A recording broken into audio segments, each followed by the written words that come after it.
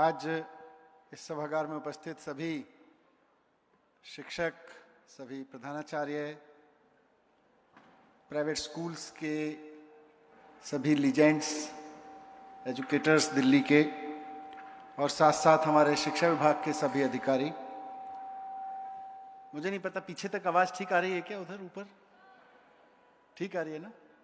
हाँ, कुछ मुझे साउंड सिस्टम में इको ज़्यादा लग रहा था, बट ठीक है, इट्स ओके। आज दिल्ली के एजुकेशन के लिए नहीं, मैं समझता हूँ देश और दुनिया के एजुकेशन के लिए एक बहुत बड़ा कदम उठाया जा रहा है। 2015 में जब शुरुआत एक फुल फ्लेज्ड गवर्नमेंट के एजुकेशन मिनिस्टर के रूप में की थी, तो मुख्यमंत्री अरविंद केजरीवाल जी के मार्गदर्शन में और उनके विजन पर काम करते हुए इस सरकार ने पिछले 7 साल में जो काम किए एजुकेशन में, उसमें अभी तक के कामों में, अभी तक की यात्रा में सबसे महत्वपूर्ण और मैं कहूंगा पहला काम तो ये किया है कि जो गवर्नमेंट स्कूल सिस्टम है उसकी फैसिलिटीज ठीक की हैं। कहीं स्कूल में बोर्ड नहीं होता था टीचर के पढ़ाने के लिए, कहीं बच्चों के लिए बेंच नहीं होती थी, कहीं टॉयलेट नहीं होता था, कहीं कमरे नहीं होते थे, जाले लगे होते थे कमरों में, तो वो बुनियादी सुविधाएं नहीं थी। तो मैं समझता हूं कि दिल्ली सरकार का एजुकेशन के सेक्टर में किया गया पहला काम तो यही है कि गवर्नमेंट स्कूल सिस्टम के प्रति जो भरोसा खत्म हो गया था या गवर्नमेंट स्कूल सिस्टम को ठीक से चलाना सरकारों की प्रायोरिटी में नहीं रहा था, उसको बदला और उसको सफलतापूर्वक बदला। अच्छे फैसिलिटीज डेवलप की, टीचर्स के बीच एक अच्छा ट्रेनिंग देके और एक अच्छा वातावरण बनाया, इंस्पायरिंग वातावरण, और उसके नतीजे भी देखने को मिले। ना सिर्फ सीबीएसई में अच्छे नतीजे आए बल्कि कॉम्पिटिटिव एग्जाम में भी अच्छे नतीजे आने लगे। और आज मैं कह सकता हूं कि दिल्ली के गवर्नमेंट स्कूल के प्रति दिल्ली वालों का एक भरोसा बना है। 2015 की जो स्थिति थी वो ये थी कि लोग अगर अपने बच्चों को कुछ पढ़ाना चाहते थे, जिसके मन में भी ये सपना होता था कि भाई मुझे अपने बच्चों को थोड़ा पढ़ाना है, तो गवर्नमेंट स्कूल तो उसके पास में मजबूरी थे। जहां प्राइवेट स्कूल में उसको एडमिशन ना मिले या वो फीस अफोर्ड ना कर पाए, तब गवर्नमेंट स्कूल मजबूरी थे। और प्राइवेट स्कूल, यहां 1700 प्राइवेट स्कूल्स हैं दिल्ली में, हर एक प्राइवेट स्कूल की अपनी सीमा है। आज दिल्ली की बच्चों की जो संख्या है उसको प्राइवेट स्कूल और गवर्नमेंट स्कूल मिलके ही क्वालिटी एजुकेशन दे सकते हैं, ये एक रियलिटी है। तो प्राइवेट स्कूल की भी अपनी क्वांटिटी के पॉइंट ऑफ व्यू से बहुत सीमा थी, गवर्नमेंट स्कूल में क्वालिटी की बहुत बड़ी प्रॉब्लम थी। तो 2015 से एक बड़ा काम, जो पहला काम मैं कह सकता हूं जो सरकार में हुआ, वो गवर्नमेंट स्कूल सिस्टम की क्वालिटीज को ठीक करने पे हुआ।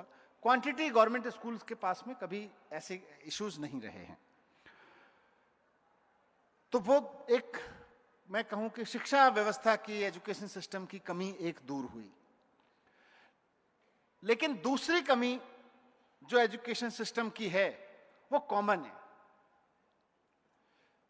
वो इतनी कॉमन है कि अगर उस पे काम केवल सरकारी स्कूल सिस्टम में होगा तो अधूरापन होगा।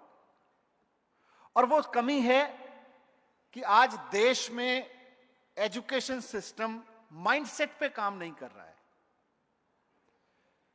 फैसिलिटीज पे तो निश्चित रूप से प्राइवेट स्कूल हैं अधिक, मतलब यहां सब प्राइवेट स्कूल के साथ ही बैठे हैं। प्राइवेट स्कूल में अगर अच्छी फैसिलिटीज नहीं होंगी, अगर अच्छा वातावरण नहीं होगा, अगर अच्छा टीचिंग का एनवायरनमेंट नहीं होगा, तो निश्चित रूप से सरकारी सिस्टम की अकाउंटेबिलिटी के अलग पैमाने हैं, लेकिन आपके यहाँ तो अकाउंटेबिलिटी का सीधा सा पैमाना है। पेरेंट्स आपके सिस्टम पे भरोसा बंद कर देंगे, लोग आपके यहाँ एडमिशन लेने नहीं आएंगे, एकदम सीधे सीधे इंसेंटिव है। तो वहां तो क्वालिटी है तभी लोग एडमिशन लेने आ रहे हैं, आपका अच्छा टीचिंग का एनवायरनमेंट है तभी लोग एडमिशन ले रहे आ रहे हैं। आज गवर्नमेंट स्कूल सिस्टम में भी वो बनना शुरू हुआ। लेकिन दोनों जगह, और मैं बात दिल्ली की नहीं कर रहा हूं, ओवरऑल बात कर रहा हूं कि माइंडसेट बनाने को एजुकेशन सिस्टम ने एक जिम्मेदारी के रूप में नहीं लिया। यह माना गया कि जो समाज को, बच्चों को जो सोच मिलती है वो तो परिवार से मिलती है, देश से मिलती है, इसमें एजुकेशन सिस्टम का कोई खास रोल है नहीं, इसलिए उस पर बहुत लोगों ने ध्यान नहीं दिया। जहां अच्छी एजुकेशन हो रही है वहां भी, और जहां काम चलाऊ एजुकेशन मिल रही है वहां भी, माइंडसेट को कभी प्रायोरिटी में नहीं रखा गया। मैं जब कहता हूं तो यहां तो मैक्सिमम लोग वो बैठे हैं जिनकी क्वालिटी एजुकेशन में मास्टरी है, जिन लोगों ने करके दिखाया है और बहुत कम संसाधनों और बहुत कम अधिकारों के बावजूद करके दिखाया है, तो उनके अंदर एक काउंटर क्वेश्चन आता है। मैं टीचर्स हैं, प्रिंसिपल्स हैं, मैं अभी तक के आपके काम को डिस्कार्ड नहीं कर रहा कि कुछ नहीं हुआ, लेकिन जो किया है उसका आकलन करना जरूरी है। माइंडसेट के क्षेत्र में अगर आपके मन में, जब मैंने आपसे ये कहा कि सरकारी और प्राइवेट दोनों एजुकेशन सिस्टम्स में देश भर में, और संभवतः दुनिया पे भी बात लागू हो, पर अपने ही देश के बारे में बात करते हैं, देश भर में माइंडसेट पे काम नहीं हुआ, तो निश्चित रूप से जो लोग अच्छी एजुकेशन दे रहे हैं, जिनके स्कूलों को अच्छी एजुकेशन देने के लिए जाना जाता है, उनके अंदर यह सवाल आएगा, हम कर तो रहे हैं, माइंडसेट पे काम कर तो रहे हैं। वहां अगर आपके मन में यह आ रहा है कि भाई हम बच्चों को सोच देने पे, बच्चों के क्रिटिकल थिंकिंग पे, बच्चों के माइंडसेट स्किल पे काम कर तो रहे हैं, मैं आपको चाहता हूं कि आप अगले 10-15 मिनट जो मेरी बातचीत आपसे हो, उससे पहले अपने अंदर एक क्वेश्चन का आंसर अपने अंदर तलाशने की कोशिश करें। अपने अंदर से एक सवाल पूछें और उसका जवाब दूसरों को देने के लिए नहीं, खुद को देने के लिए ठीक से दें, ईमानदारी से दें। दूसरों को देने के लिए तो फैब्रिकेट हो जाता है। जिस तरह से यहां बैठे सर्वश्रेष्ठ स्कूल के अंदर, और आप सब सर्वश्रेष्ठ हैं, जिस तरह यहां बैठे हर स्कूल के अंदर आपका अपना एक कॉन्फिडेंस लेवल है। आपके यहां से कोई बच्चा निकले, आपको मिले, जैसे हिमांशु जी तो आपके यहाँ के प्रोडक्ट हैं, गवर्नमेंट प्राइवेट स्कूल सिस्टम से निकल के आए हैं, आप मतलब हमारी दिल्ली के एजुकेशन सिस्टम के प्रोडक्ट हैं। उसके बाद आईआईटी गए। कल्पना कीजिए कि हिमांशु जी का कोई आपको एक लेटर मिले पढ़ने को, और उसमें इनकी अंग्रेजी खराब हो, इनकी है नहीं खराब, पर फिर भी इनकी ग्रामर खराब हो, तो इनके स्कूल जिससे निकल के आए हैं उसको लगेगा यार ऐसा कैसे हो सकता है, हमारे यहां का बच्चा पढ़ा लिखा इंग्लिश में ऐसी कैसे गलती कर सकता है। Chemistry, physics, geography, history, language, सब में आपका एक लेवल ऑफ कॉन्फिडेंस है। आपको पता है कि अगर हमने इस बच्चे को पढ़ाया तो फिजिक्स में इतना तो इसको आता ही होगा, आना ही चाहिए। क्या आप बच्चे की अप्रोच, बच्चे के एटीट्यूड, बच्चे की सोच के बारे में भी ये गारंटी ले सकते हैं? आप ये गारंटी ले सकते हैं कि हमारे यहां से बच्चा निकला है तो न्यूटन के लॉ को ना समझाओ, ऐसा संभव नहीं है। पर क्या आप ये गारंटी ले सकते हैं कि हमारे यहां से जो बच्चा निकला है वो नेता बने या अफसर बने या व्यापारी बने या इंजीनियर बने, बेईमानी नहीं करेगा? अभी आप गारंटी नहीं ले सकते। सोच तो वही है। इसीलिए मैंने कहा कि अभी हम माइंडसेट पे काम नहीं कर पा रहे हैं। माइंडसेट हमारी प्रायोरिटीज में नहीं है। जिस तरह से हम गारंटी ले सकते हैं कि एक बच्चे को एप्रोप्रिएट एज लेवल और एजुकेशन लेवल पर हमने एक ट्री के स्ट्रक्चर के बारे में सब कुछ समझाया है, एनवायरनमेंट के बारे में बहुत कुछ समझाया है, क्या हम ये गारंटी ले सकते हैं जैसे हम गारंटी लेते हैं कि वो पूरी टोपोग्राफी को, ज्योग्राफी को, एनवायरनमेंट की साइंस को अच्छे से समझता है? वो कोई भी एग्जाम लिखना पड़े, कोई भी पेपर लिखना पड़े, कोई भी रिसर्च करनी पड़े, कोई भी भाषण देना पड़े, खूब अच्छे से बोलेगा, वो गलती नहीं करेगा?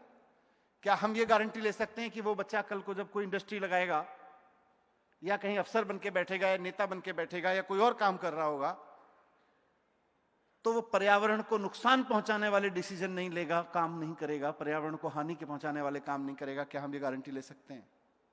क्या हम ये गारंटी ले सकते हैं कि हमारे यहां से निकलने वाला हर बच्चा, कोई बच्चा नहीं, गारंटी, 2 शब्द यूज कर रहा हूं, क्या हम ये गारंटी ले सकते हैं, गारंटीज अंडरलाइन, क्या हम ये गारंटी ले सकते हैं कि हमारे यहां से निकलने वाला हर बच्चा, हर एक बच्चा, यहां पे हर एक अंडरलाइन है, क्या हम ये गारंटी ले सकते हैं कि हमारे यहां से निकलने वाला हर एक बच्चा जिंदगी में जो भी करेगा, लेकिन कभी भी अपने घर में या कभी भी अपने वर्क स्टेशन पर महिलाओं के सम्मान में कोई कमी नहीं आने देगा, महिलाओं का अपमान नहीं करेगा? क्या हम ये गारंटी ले सकते हैं?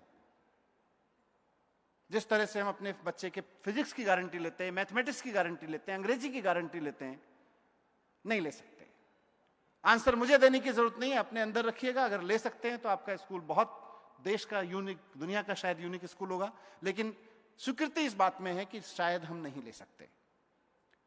हमने अपने सब्जेक्ट्स, जो परंपरागत सब्जेक्ट्स हैं, जो धीरे धीरे इवॉल्व हुए, उनके बारे में गारंटी लेनी शुरू की। हमने सोच देने के बारे में, माइंडसेट देने के बारे में गारंटी लेनी शुरू नहीं की, और वो इसलिए नहीं की क्योंकि हमने उसको उतनी प्राथमिकता के साथ पढ़ाया ही नहीं। तो दिल्ली में जो दूसरा काम एजुकेशन का हुआ, 3 माइंडसेट कैरिकुलम्स इंट्रोड्यूस किए गए। पहला हैप्पीनेस कैरिकुलम, दूसरा एंटरप्रेन्योरशिप माइंडसेट कैरिकुलम और तीसरा देशभक्ति कैरिकुलम। ये तीनों के तीनों बच्चों की सोच देने वाले कैरिकुलम्स हैं।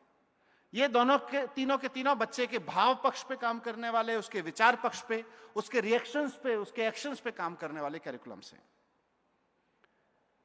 दुनिया भर के सामने ये चुनौती है कि क्या हम भाव पक्ष पर, विचार पक्ष पर, उसके एक्शन रिएक्शन पर हम काम कर सकते हैं।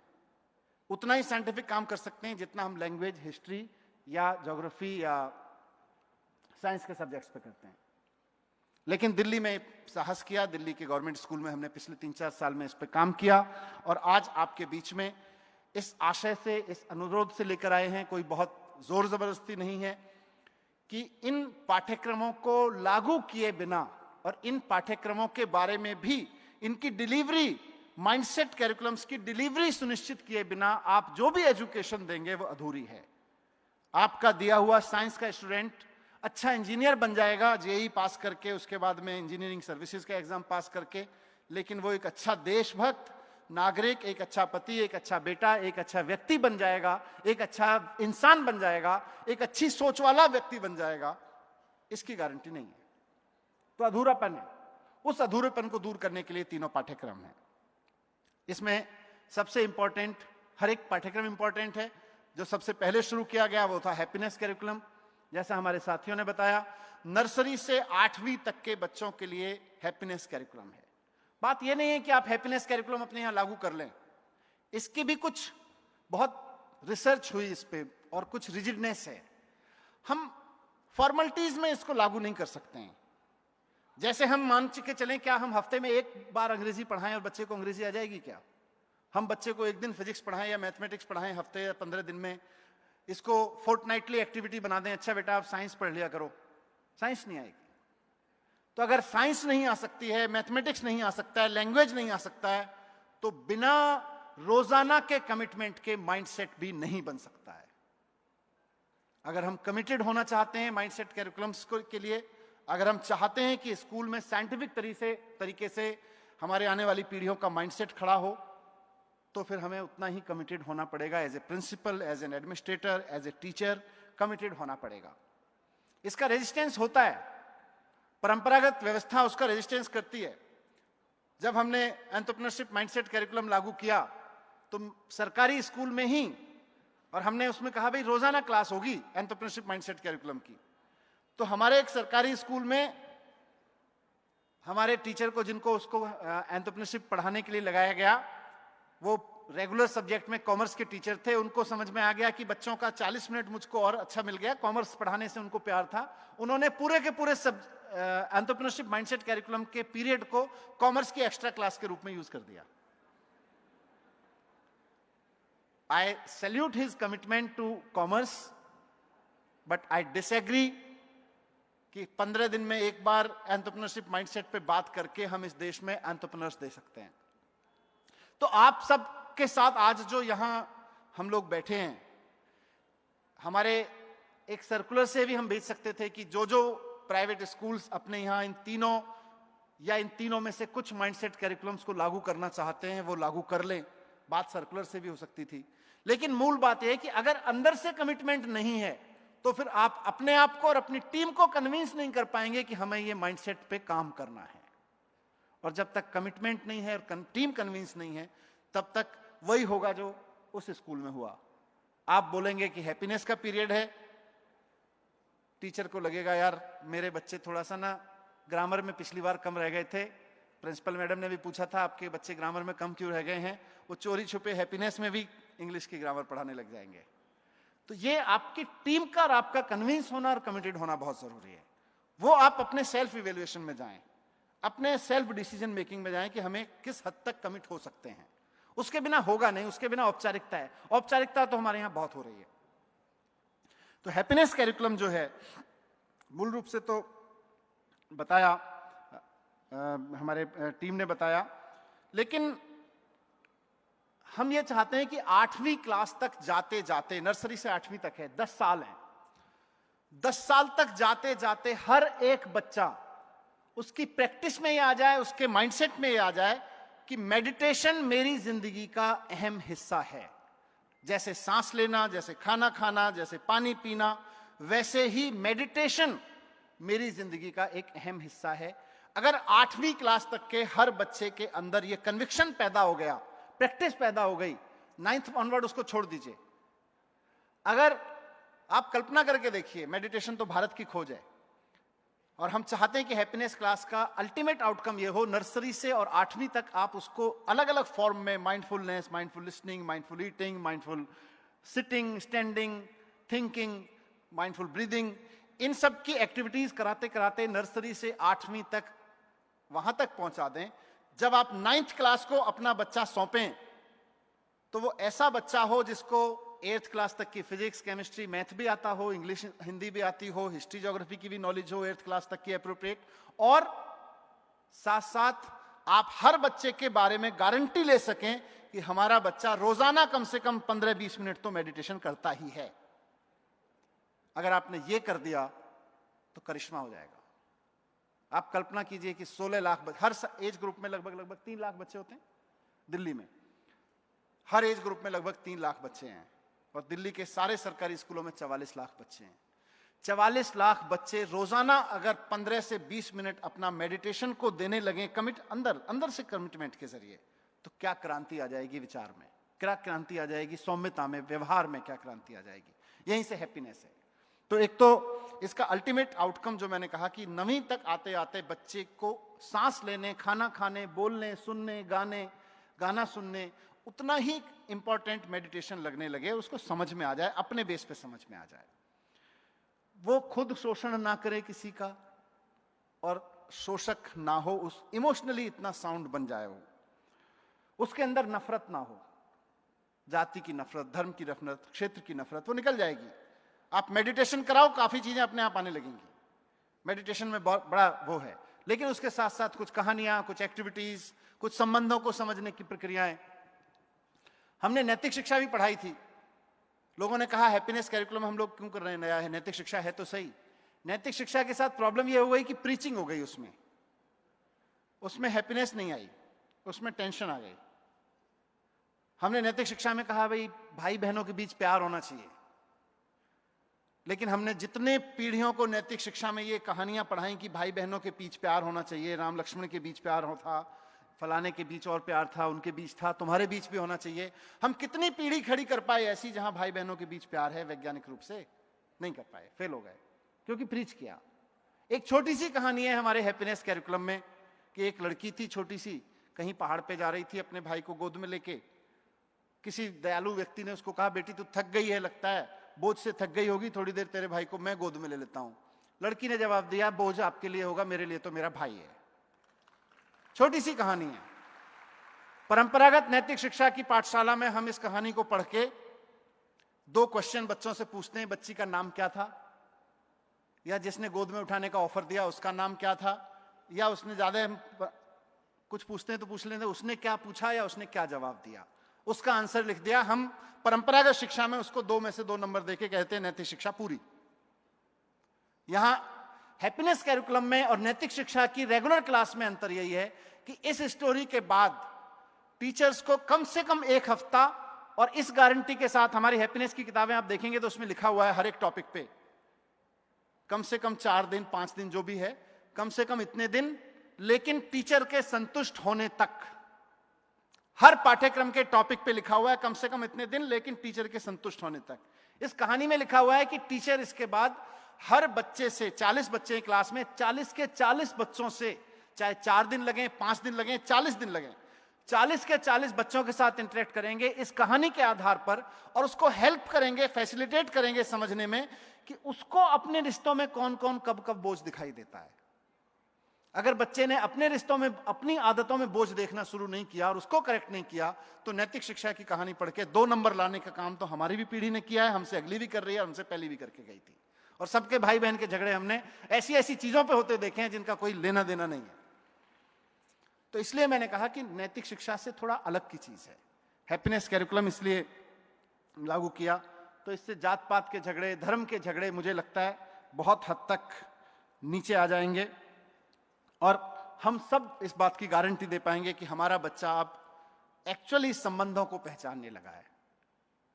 हैप्पीनेस की क्लास में जब मैं जाके पूछता हूं कि भाई क्या समझा, क्या बदला, तो माइंडफुलनेस का एक फायदा मुझे एक लड़की ने बताया। एक बार मैं पहुंचा स्कूल, और आपके यहाँ भी ये रोज होता होगा हर स्कूल में, क्योंकि अल्टीमेटली हम सब एक ही समाज से हैं, कोई गवर्नमेंट स्कूल प्राइवेट स्कूल में समाज तो एक ही है। एक लड़की ने बोला, सर जब से ये हैप्पीनेस क्लास शुरू हुई है ना, मेरा स्कूल में पढ़ने में फोकस बढ़ गया है। तो मैंने क्या, क्यों? बोले ये माइंडफुलनेस जो यहाँ पे शुरू हुई है। मैंने पूछा थोड़ा विस्तार से बताओ। तो थोड़ा सा पर्सनल हुई वो बात, मतलब खुली बातचीत। तो उसने, लड़की ने बोला, जी मेरे घर में, और ये दिल्ली की बात है, 21वीं सदी की बात है, और लड़की का सच है, जंगपुरा के एक स्कूल की घटना है। लड़की बोली मेरे को, सर मेरे घर में भाई को प्राइवेट स्कूल में भेज रखा है क्योंकि फैमिली के पास पैसे नहीं है। मैं लड़की हूं, मुझको गवर्नमेंट स्कूल में भेज रखा है। घर में गिफ्ट देने से लेके, कपड़े देने से लेके, खाने देने तक में डिस्क्रिशन है। मैं अपने शब्दों में बता रहा हूं, लड़की ने अपने शब्दों में बताया। खाने खिलाने तक में, टिफिन देने तक में डिस्क्रिशन है। और मैं रोज सुबह कुड़ते हुए स्कूल आती थी अपने घर में डिस्क्रिशन देख के, और फिर मैं पढ़ नहीं पाती थी। 8वीं क्लास की बच्ची है, कह रही जब से आपने माइंडफुलनेस शुरू किया है ना, स्कूल में आते ही पहला पीरियड हैप्पीनेस का है, और उसमें भी सबसे पहले 5 मिनट का माइंडफुलनेस होता है। तो उसकी वजह से मैं भूल जाती हूं मैं किस दुनिया से आ रही हूं। मैं फिजिक्स, केमिस्ट्री, मैथ की सारी दुनिया में आ जाती हूं जो आप मुझे पढ़ा रहे हो।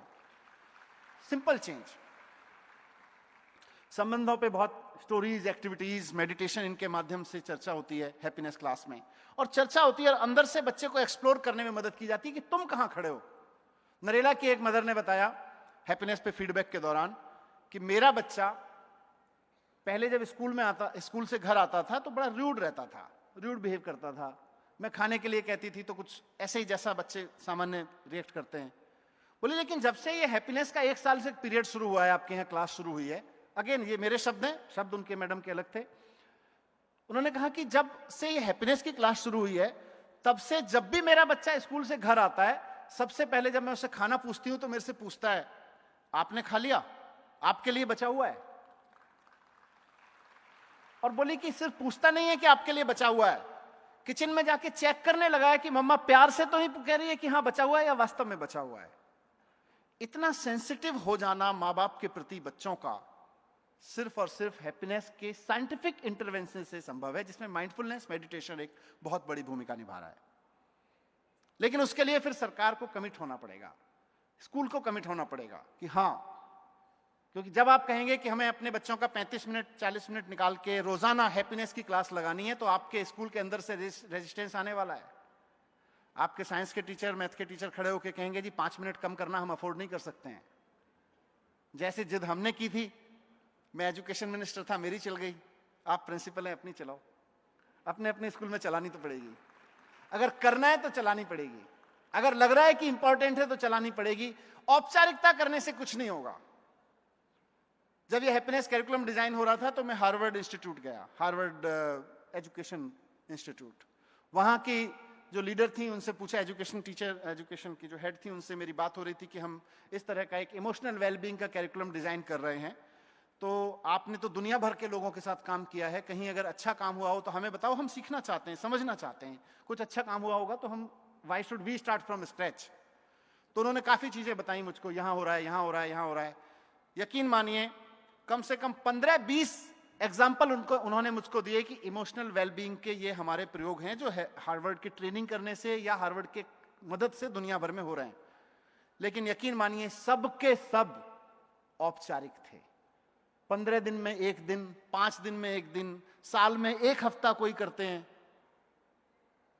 ये एक्स्ट्रा मेन्यू में लगाने से मेन कोर्स वाला भूख नहीं मरती है। और हैप्पीनेस मेन भूख है या एक्स्ट्रा मेन्यू वाली भूख है, आप लोग तय कर लीजिए। हर बच्चे के अंदर ये आना एक एटीट्यूड है। मैंने कहा सोच बदले। सोच क्या है? मैं खुश होके कोई काम करता हूं या खुश होने के लिए करता हूं। अगर बच्चे को 10 साल की इन एक्टिविटीज और प्रैक्टिस से यह समझ में आ जाए कि जब जब मैं खुश होके कोई काम करता हूं तो ज्यादा खुशी होता हूं, खुश होने के लिए जब कोई काम करता हूं तो आधा अधूरा खुश रहता है, थोड़ी देर में खत्म हो जाता है, उतना ही टेम्परेरी है। अगर हमने 8 साल 10 साल की प्रैक्टिस में नर्सरी से लेकर 8वीं तक ये कर दिया, आई थिंक हम दुनिया की बहुत बड़ी समस्याओं का समाधान दे रहे होंगे। नफरत, हिंसा, ईगोज, ग्रीड, करप्शन, इन सब चीजों का समाधान हम यहां से दे रहे होंगे। एनवायरमेंटल इश्यूज, विमेन इश्यूज, बहुत सारी समस्याओं का समाधान हम दे रहे होंगे।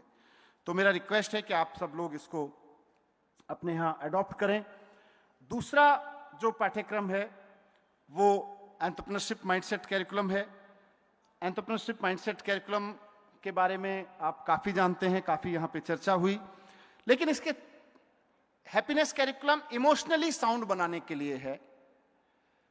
एंटरप्रेन्योरशिप माइंडसेट कैरिकुलम उसी बच्चे को प्रोफेशनली साउंड बनाने के लिए है। एज डिवीजन क्लियर है।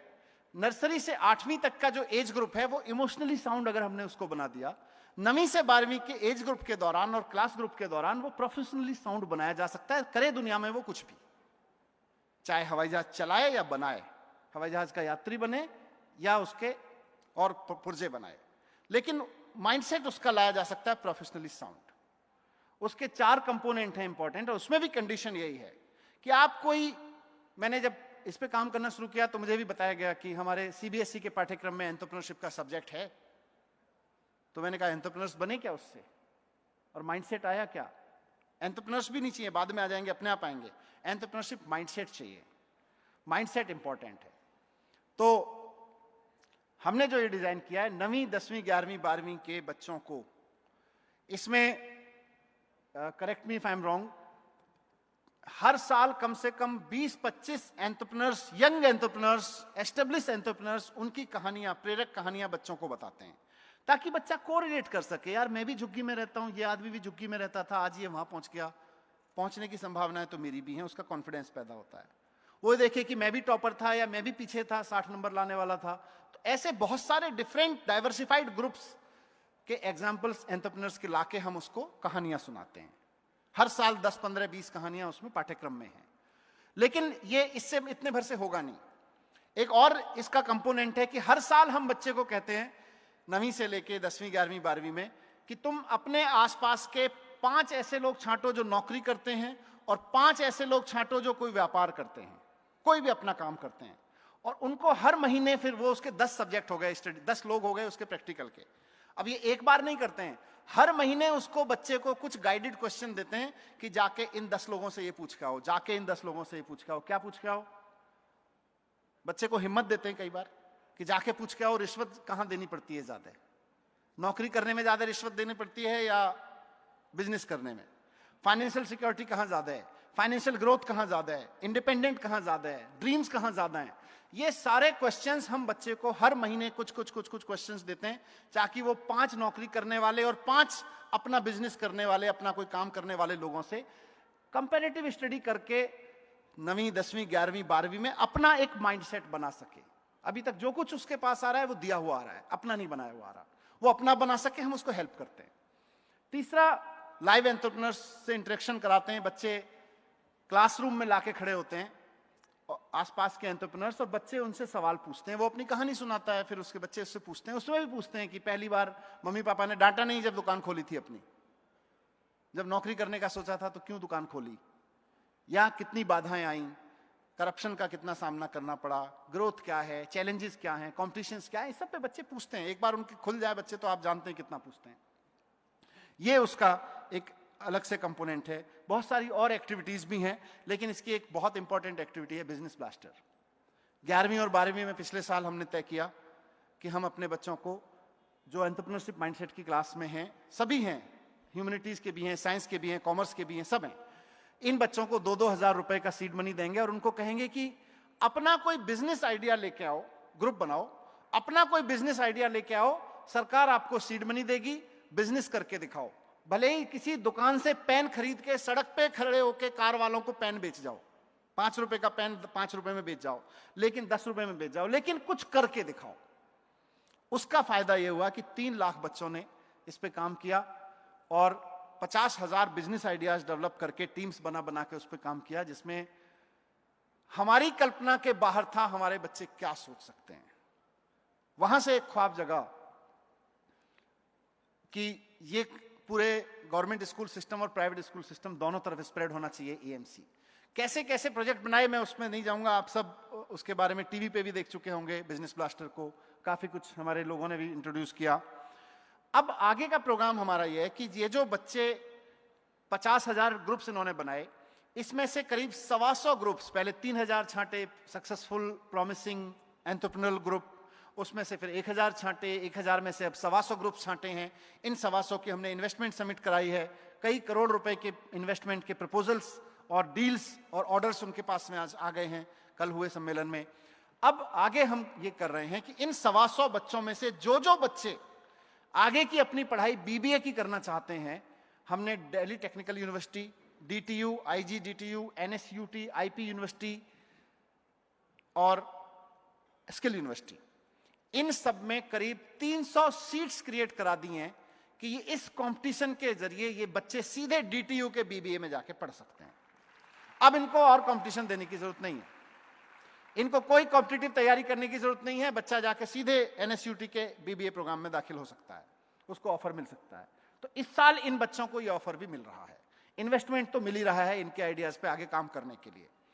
अब हम ये चाहते हैं कि ये पूरा का पूरा खाली बिजनेस ब्लास्टर नहीं, 9वीं 10वीं 11वीं 12वीं में रोजाना का एक पीरियड निकाल के अगर आप हर सेक्टर के बच्चे को एंटरप्रेन्योरशिप माइंडसेट कैरिकुलम से जोड़ते हैं तो सरकार इसके लिए भी फंड रख रही है कि इसमें इस बार गवर्नमेंट और प्राइवेट स्कूल सभी बच्चों को अपॉर्चुनिटीज दी जाएं।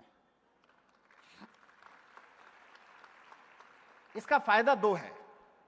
एक तो यह है कि मैं प्राइवेट स्कूलों में भी गया पिछले 7-8 साल में और गवर्नमेंट स्कूलों में भी गया और देश भर के स्कूलों में गया, हर जगह 99.9% बच्चे इस मेंटेलिटी के साथ आपके स्कूलों में पढ़ रहे हैं कि उन्हें आगे बढ़ के कोई अच्छी सी नौकरी करनी है। अब सवाल यह है कि अगर सारे बच्चे अच्छी सी नौकरी करने के लिए पढ़ेंगे तो अच्छी नौकरी देने वाले कहां से आएंगे? बेरोजगारी तो बढ़ती जाएगी। तो बेरोजगारी की समस्या का एक बड़ा समाधान एंटरप्रेन्योरशिप है। पहला, हम सब बात करते हैं, अपने स्कूलों में पढ़ाते हैं कि हम जब पढ़ते थे, मैं जब स्कूलों में पढ़ता था तो हम कहते थे हमारा देश विकासशील है, डेवलपिंग कंट्री है।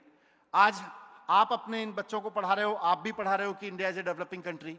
और यकीन मानिए, अगर हमने एंटरप्रेन्योर माइंडसेट अपने देश में नहीं पैदा किया तो हमारे बच्चों के बच्चे भी यही पढ़ रहे होंगे, India is still a developing country, not a developed country.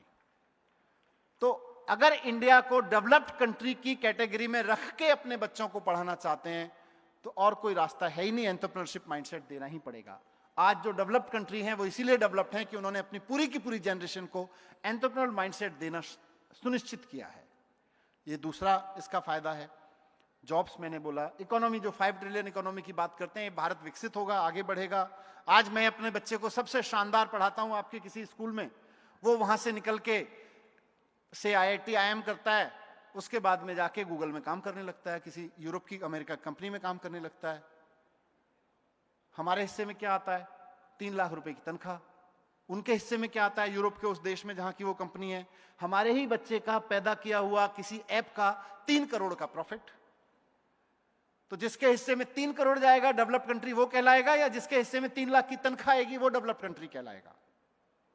ऐसा लग रहा है मुझको कि जैसे हम अपने बच्चे पढ़ा के, अच्छे से पढ़ा के उनको IIT की तैयारी, नीट की तैयारी करा के, ऐसा लगने लगता है कि जैसे हम अमेरिका और यूरोप के देशों को गिफ्ट करने के लिए बच्चे पढ़ा रहे हैं। उसको बंद करना पड़ेगा और उसका एक ही तरीका है, एंटरप्रेन्योर माइंडसेट। तो दूसरा ये है। और तीसरा माइंडसेट कैरिकुलम देशभक्ति माइंडसेट। देशभक्ति भी माइंडसेट कैरिकुलम है। हम सब अपने अंदर भी, अपने बच्चों के अंदर भी देखते हैं कि जब भी कोई ऐसी बात होती है जहां एटमॉस्फेयर चार्ज्ड अप होता है, वो चाहे 15 अगस्त का लहराता हुआ तिरंगा दिखे, भारत पाकिस्तान या भारत का किसी और देश के साथ भी कोई क्रिकेट मैच या कोई और मैच दिखे, या उसके अलावा कुछ ऐसी बात हो जहां एटमॉस्फेयर चार्ज्ड अप हो, वहां हम सबकी देशभक्ति इकट्ठा होकर जाग रही होती है। तो ये इस बात का प्रमाण है कि देशभक्ति तो सबके अंदर है, लेकिन उसकी कंटिन्यूटी नहीं है। जब जब कहीं पैसे का मामला आता है, जाति धर्म का मामला आता है, पर्सनल ईगोज का मामला आता है, वहां देशभक्ति ठंडे बस्ते में चली जाती है, फिर वहां ईगो बड़ी हो जाती है। महिला पुरुष का मामला आता है, वहां अपने डिजायर्स, अपने बेवकूफियां, अपने भ्रम आगे आ जाते हैं, देशभक्ति पीछे चली जाती है। तो हम देशभक्ति पाठ्यक्रम के माध्यम से ये सुनिश्चित करना चाहते हैं कि वो देशभक्ति की वो भावना कंटिन्यूटी में रहे। वो जो भी बीच बीच में हिलोरे मारती है, वो हर वक्त हिलोर मारती रहे। बच्चा जो भी करना चाहे वो देश के लिए कुछ करना चाहे, वो फिजिक्स भी पढ़े, साइंस भी पढ़े, या लैंग्वेज पढ़े, या ह्यूमैनिटीज के कोई और सब्जेक्ट पढ़े, ह्यूमैनिटीज के, अपने अंदर की देशभक्ति के साथ पढ़े। वो सोचे कि मुझे देश के लिए कुछ करना है, वो सोचे कि मुझे कैसे देश के काम आना है, उसके अंदर हमेशा एक भावना बनी रहे, वो कट्टर देशभक्त बन के काम करे। तो वो अपनी आसपास की अपनी जाति के अलावा सब जातियों में भी देश देखे, धर्मों में भी देश देखे, ज्योग्राफीज में भी देश देखे, महिला पुरुष में भी देश देखे, हर चीज में उसको देश देखने की आदत पड़े।